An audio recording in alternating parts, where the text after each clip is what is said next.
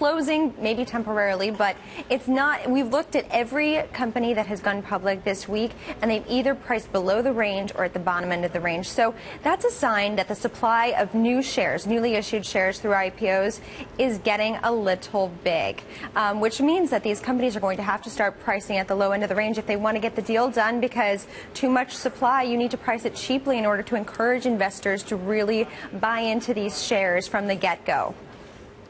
Max, is what we've seen today indicative of something more endemic in the broader markets, or is this really about the individual stocks? Because Weibo is a very unique story.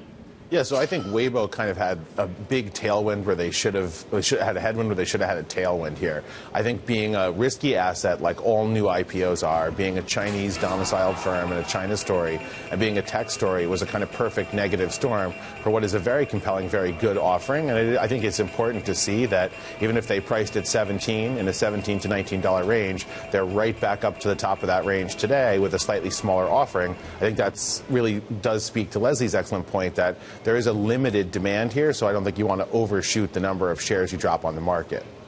And quickly, Leslie, I know you were listening into my interview with Charles Chow. What stood out to you of what he said? I thought he was very candid. He acknowledged the market difficulties. He acknowledged that their timing maybe wasn't perfect. You look at their U.S. counterpart Twitter, and all the stars aligned for them, right?